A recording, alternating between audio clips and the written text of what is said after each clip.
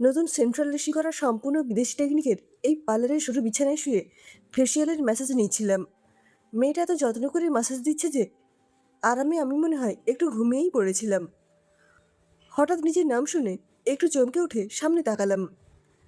দেখলাম যে মেয়েটা দাঁড়িয়ে আছে তাকে আমি ঠিক চিনি বলে মনে হলো না।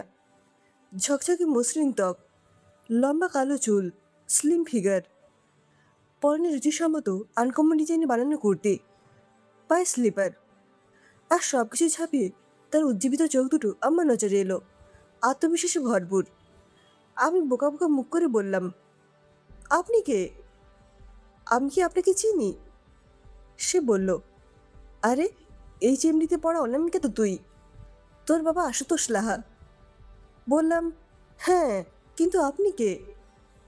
আরে, আমি ইন্দ্রাণী, তোর সাথে স্কুলে পড়তাম, তবে ক্লাস 10-এ আচমকা স্কুল ছেড়ে দিয়েছিলাম। আরে, রূপরেখাতে কয়েকবার দেখা হলো না আমাদের? তোর চুল কেটে দিয়েছিলাম, মনে পড়ে? আমি সাথে সাথে তাকে চিনতে পেরে অবাক হয়ে গেলাম। যে কোনো কাজে ইন্দ্রাণীকে সবার আগে পাওয়া যেত বলে স্কুলে দিদিমণিরা ওকে প্রথমেই ডাকতো। পারিবারিক সমস্যায় পড়ে ও স্কুল ছেড়ে দিয়েছিল। যদিও আমি ইন্দ্রাণীর ক্লোজ ছিলাম না, তার কারণ দুটো। এক, ওরা আর্থিকভাবে অসচ্ছল ছিল। আমার আবার নাকুচু ভীষণ। নিজের সমপর্যায়ে না হলে কারোর সাথে মিশতাম না। সুন্দরী আর টাকা পয়সাওয়ালা বাপের মেয়ে ছিলাম আমি। দুই, ও প্রত্যেক ক্লাসে মনিটর ছিল টানা 5 বছর। আমিও ছাত্রী হিসেবে ভালো ছিলাম, কিন্তু ওকে কখনোই টপকাতে পারিনি, যার কারণে মনে মনে ওকে ভীষণ হিংসে করতাম। তাই ও স্কুল থেকে চলে যাওয়ার পর আমি খুব খুশি হয়েছিলাম। বছর 5 আগে ওকে একটা নামকরা সেলুন রূপরেখাতে কাজ করতে দেখে মনে মনে হেসেছিলাম। ওকে ছোট করার কোনো সুযোগ পেলে আমি কখনোই হাতছাড়া করতাম না। রূপরেখাতে গেলেই ওকে দিয়ে পরিচর্যার কাজগুলো ইচ্ছে করেই করাতাম। ও যখন আমার কাজগুলো করতো, আমি মনে মনে শান্তি আর তৃপ্তি পেতাম। আবার কাজ শেষে ওর হাতে কিছু টিপসও গুঁজে দিতাম জোর করে, যদিও টিপস নিতে চাইতো না, ভীষণ লজ্জা পেত। আজ সেই ইন্দ্রাণীকে দেখে মনে মনে ভাবছি, কি ছিল আর কি হয়েছে, এত পরিবর্তন কিভাবে সম্ভব এই কবছরে? আরে তুই, তোকে তো আমি রূপরেখাতে অনেক খুঁজেছি, কোথায় হারিয়ে গিয়েছিলিস বলতো? আমি নিজের মনে মনে তখন হিসেব কষতে ব্যস্ত। টাকার অভাবে রূপরেখাতে কাজ করা ইন্দ্রাণীর সাথে আজকের ইন্দ্রাণীকে মিলাতে পারছি না কিছুতেই। ও আমার কথার জবাব না দিয়ে বলল, আচ্ছা, তুই ফেসিয়াল শেষ করে আয়, আমি আছি ও পাশে, তোর সাথে অনেক গল্প করব। পাশ ফিরে আমার ফেসিয়াল করছিল যে মেয়েটা, তাকে বলল, কি যেন নাম তোমার?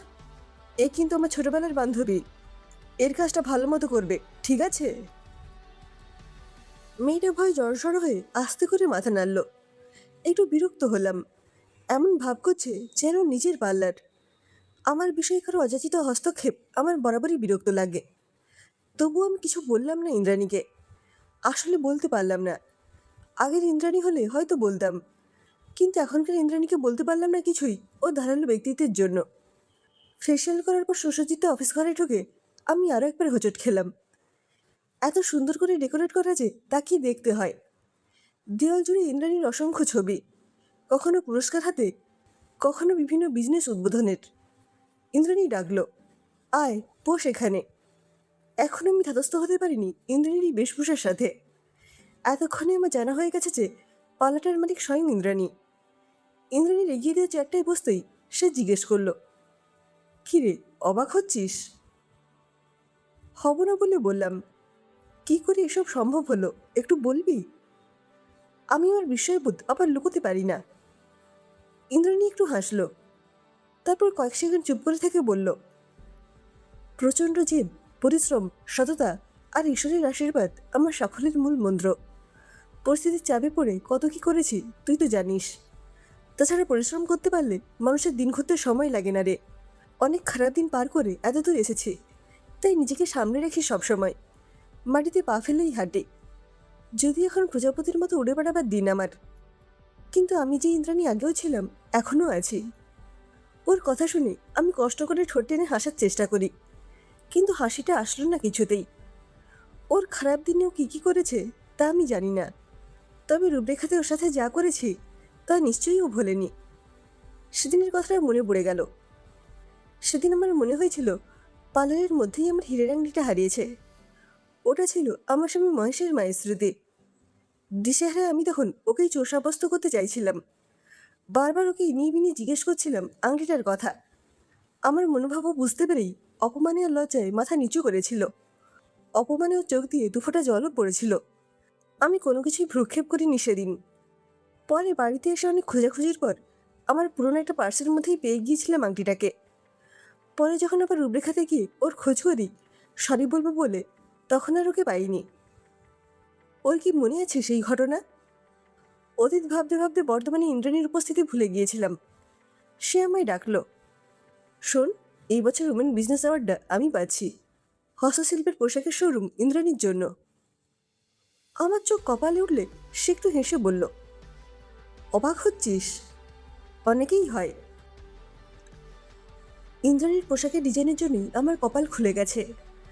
ইন্দ্রাণীর পোশাক যে সবার এত পছন্দ হবে এটা আমি কখনো আগে কল্পনাও করিনি।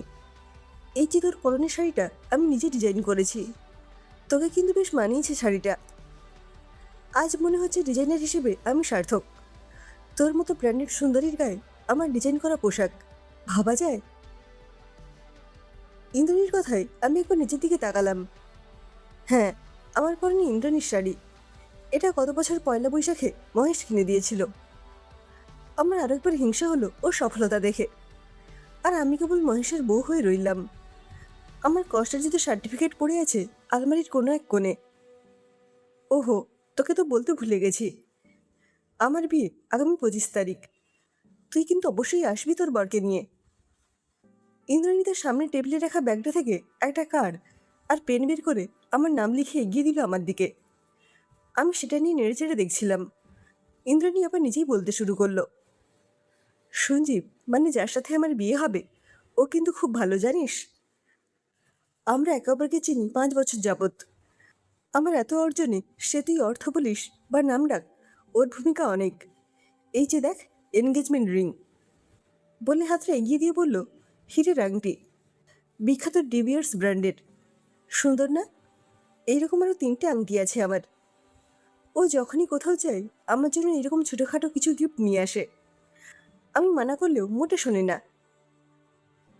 ইন্দ্রাণীর মুখে তৃপ্তির হাসি। আমাকে কিছু না বলেও যেন অনেক কিছু বলে ফেলল। ও দেখছি কিছুই বলেনি। হীরের আংটির জন্য ওকে যে সন্দেহ করেছিলাম, ওর দুঃখ মনে হয় আজও ওকে তাড়া করে বেড়ায়।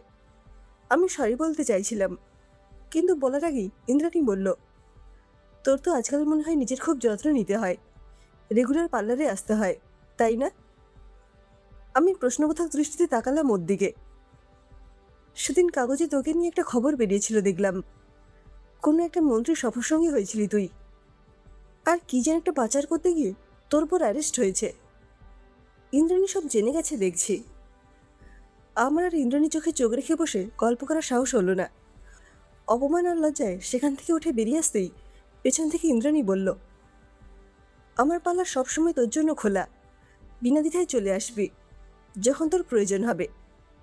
তোর মতো আমি সুযোগ নিয়ে বারবার তোকে অপমান করব না। টলতে টলতে গাড়িতে এসে বসলাম। 5 বছর আগে আংটি হারানোর ঘটনায় ইন্দ্রাণীর কেমন লেগেছিল আজ বুঝলাম। সময় এইভাবেই বদলা নেয়, ঠিক কোনো এক সময় শোধ দিয়ে দেয়। আমি যা করেছিলাম তার দ্বিগুণ হয়ে ফেরত এলো আমার কাছে। আমি বড়লোক বাবার সুন্দরী মেয়ে ছিলাম, হয়ে গেলাম বড়লোক স্বামী রোজগার বাড়ানোর উপায়। আমার সৌন্দর্য, টাকা পয়সা, গর্ব হেলায় হারালো। আর ইন্দ্রাণী সাধারণ থেকে অসাধারণ হয়ে উঠল, নিজের একটা পরিচয় তৈরি করলো।